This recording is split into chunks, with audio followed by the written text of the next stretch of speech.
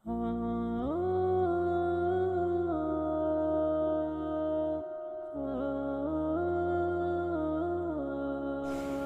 شاگرد اچھا لگتا ہے استاد کی تعلیم کو ڈسکس کرتا؟ اور وہ کبھی ڈسکس کرے تو استاد کو یہ اچھا لگے گا؟ یہ آپ کسی بھی مہذب معاشرے میں کبھی یہ کام کر کے دیکھیں، یہ تکلیف کا باعث ہے۔ لیکن میں کس طرح یہ بات عرض کروں کہ لوگ امتی ہو کے نبی پاک کا علم شریف ڈسکس کرتے ہیں، وہ لے کے بیٹھے ہیں اپنے پاس کاغذ قلم اور لے کے بیٹھے ہیں حدود اربع کہ ہم بتائیں گے اتنا تھا اتنا نہیں تھا۔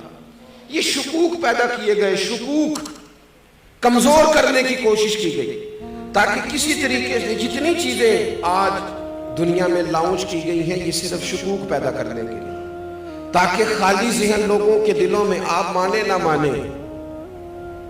میں جتنے لوگوں سے ملتا ہوں میں تجربے سے کہہ سکتا ہوں کہ ایک بڑا طبقہ ایسا ہے جسے صرف مشکوک بنایا گیا ہے، جسے صرف ڈسٹرب کیا گیا ہے ذہنی طور پر۔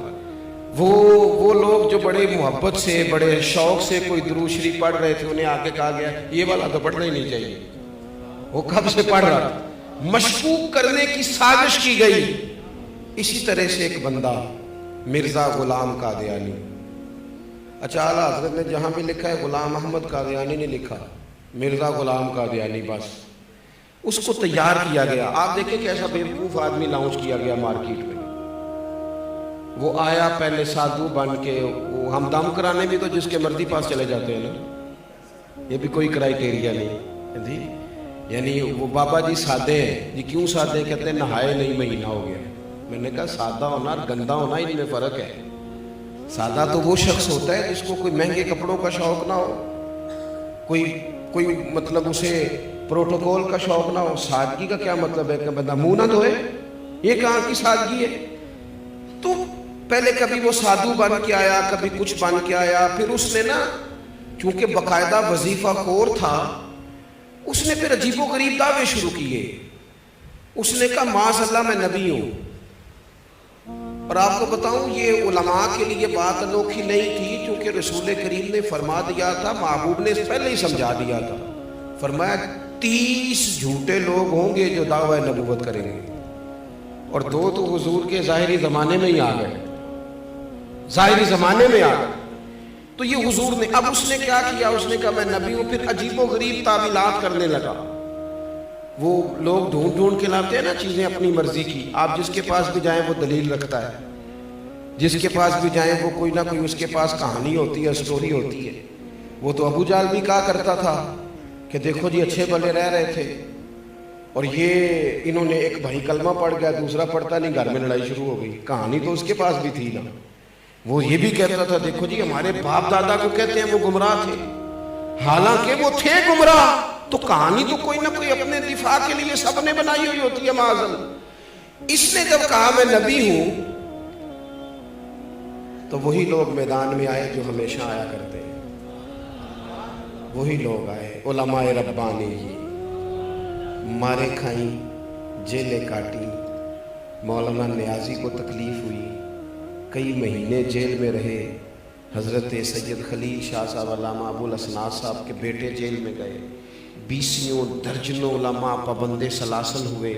اور جب اس کے گرد گھیرا تنگ ہوا تو تعویلات کرنے لگا، کہنے لگا نہیں میں تو ذلی نبی ہوں، میں تو امتی نبی ہوں۔ بھئی یہ کون سی نئی تعریف تم نے گٹھی کی؟ اپنے لوگوں کو سمجھانے کے لیے، قائل کرنے کے لیے، آپ میری بات کو سمجھیں اچھے طریقے سے۔ ایک بڑی عجیب بات ہے دنیا کے اندر کہ لوگ کہتے ہیں یار یہ تو ان کے گھر کا آدمی ہے، یہ گھر کا آدمی آ کے یہ بات کہہ رہا ہے تو یہ تو نہیں غلط کہہ رہا ہوگا۔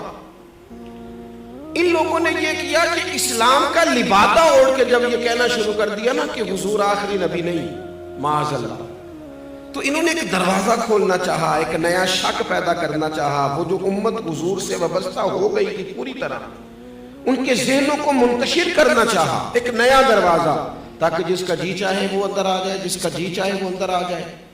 اب ضروری تھا کہ ان لوگوں کی علماء نے حکم شرعی بیان کر دیا تھا، اعلیٰ حضرت نے بہت پہلے لکھ دیا تھا کہ یہ کافر ہے بلکہ مرتد ہے، اور فاضل بریلوی نے یہ فتویٰ دیا کہ جو اس کے کفر میں شک کرے، آپ کی توجہ ہے میری بات پر، جو ان کے کفر میں وہ بھی کافر ہے، اس لیے کہ جس طرح اعلیٰ حضرت فرماتے ہیں جس طرح اللہ کو اللہ ماننا، صمد ماننا، بے نیاز ماننا، لم یلد ولم یولد ماننا ضروری ہے، یہ جملے ہیں، فرماتے ہیں اسی طریقے سے نبی پاک کو آخری نبی ماننا بھی ضروری ہے۔ اور جو آیت میں نے قرآن مجید کی پڑھی، ما کان محمد ابا احد من رجالکم ولکن رسول اللہ وخاتم النبیین، فرمایا محمد صلی اللہ تعالی علیہ وسلم مردوں میں سے کسی کے باپ نہیں، ہاں وہ اللہ کے رسول ہیں اور نبیوں میں سب سے آخری ہیں۔ اور آپ کو درجنوں اور سینکڑوں احادیث ملے گی، کسی میں وضاحت کے ساتھ اور کسی میں کنایے کے ساتھ، اور حضور نے نا باریک کر کے مسئلہ ختم نبوت بیان کیا، کہیں شک نہ پیدا ہو جائے، باریک کر کے کسی جگہ شک نہ پیدا ہو، یعنی ذرا بھی گنجائش نہیں دی، ذرا بھی۔ فرمایا میرے بعد اگر نبی ہوتے تو عمر بن خطاب ہوتے، اور ساتھ ہی فرما دیا ہوں میں آخری نبی، میرے بعد ہوگا کوئی بھی نہیں۔ یہاں تک بھی اگر بات ہو جاتی تو سمجھ میں آتی تھی، لیکن وہ جو اگر کوئی تھوڑی سی گنجائش نکالنا چاہے تو بند کیا وہ دروازہ۔ نبی پاک علیہ السلام نے حضرت مولا علی شیر خدا سے فرمایا تم میرے لیے اسی طرح ہو جس طرح حضرت موسیٰ علیہ السلام کے ساتھ حضرت ہارون علیہ السلام ان کے بھائی تھے، کیونکہ حضرت ہارون بھی نبی تھے، حضرت موسیٰ بھی نبی تھے۔ اب محبوب کریم نے اس دروازے کو فوراً بند کیا، یہاں تک بھی بات ہو جاتی تو امت سمجھ جاتی کہ یہ بھائی بھائی کی تمثیل ہے۔ حضور نے ایک اور مقام پہ بھی کہا لی میرے بھائی ہیں دنیا اور آخرت میں، لیکن حضور نے انہیں کہا ہے، انہوں نے نہیں کہا نبی پاک کو کہ بھائی ہیں، انہوں نے جب بھی کہا یا رسول اللہ ہی کہا ہے۔ نبی پاک صلی اللہ تعالیٰ علیہ وآلہ وسلم نے کہا میرے لیے علی اسی طرح ہے جس طرح حضرت موسیٰ کے لیے ہارون تھے، لیکن ساتھ ہی پھر وضاحت کی، فرمایا یہ یاد رکھنا میرے بعد نبی کوئی نہیں۔ یعنی یہاں کوئی آدمی اگر یہ تعویل کرنے کی کوشش بھی کرے کہ دیکھو کیا بیان ہو رہا ہے، تو وضاحت کی، اور درجنوں جگہ پہ محبوب پاک علیہ السلام نے اس کی مکمل وضاحت کی، مکمل۔ اب مرزا قادیانی جب میدان میں آ گیا تو یہ جو ہمارے ہوتے ہیں نا سیاسی زعماء، یہ جو لوگ جو پارٹیاں الیکشن میں آتی ہیں،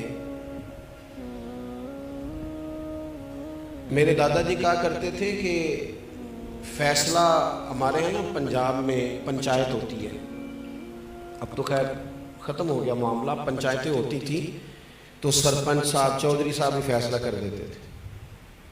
تو دادا جان فرمایا کرتے تھے کہ جو چودھری اور جو سرپنچ الیکشن لڑنے لگتا تھا پھر ہم اس سے فیصلہ نہیں کراتے تھے، اس لیے کہ اس نے دونوں پارٹیوں سے ووٹ لے لیا، وہ کسی کو ناراض کرنے کی کوشش ہے، اس کے ووٹ کم ہو جاتے تھے، ہم اس سے فیصلہ نہیں کرایا کرتے تھے، ہم وہ والا سرپنچ ڈھونڈتے تھے کہ جو فیصلہ تو کرے لیکن اس لالچ میں نہ پڑے کہ اگر میں نے فیصلہ کسی کے خلاف کر دیا تو پھر وہ مجھے ووٹ نہیں دے گا۔ سیاسی زعماء کا یہ مسئلہ ہوتا ہے کہ انہوں نے لینے ہوتے ہیں ووٹ، کسی کمیونٹی کو ناراض نہیں کرنا چاہتے، یہ چاہ نہیں رہے تھے کہ ملک کے اندر قادیانیوں کو اقلیت قرار دیا جائے، چاہتے نہیں تھے سیاسی زعماء، اللہ ماشاءاللہ کچھ اچھے لوگ بھی ہمیشہ ہوتے ہیں، چاہ نہیں رہے تھے، پھر علماء کو جدوجہد کرنی پڑی۔ میں چھوٹا ورکر ہوں دین کا، شاید جتنے لوگ کام کر رہے ہیں ان سے سب سے چھوٹا میں ہوں، اور یہ عاجزی کے طور پر نہیں کہتا، میرا یہ حسن ظن ہے کہ میں نے زندگی میں بڑے بڑے مخلص لوگ دیکھے ہیں، جب ان کا کام ہم دیکھتے ہیں تو محسوس ہوتا ہے کہ واقعی ہم لوگ کمزور ہیں، ہمیں بہت کام کرنا چاہیے۔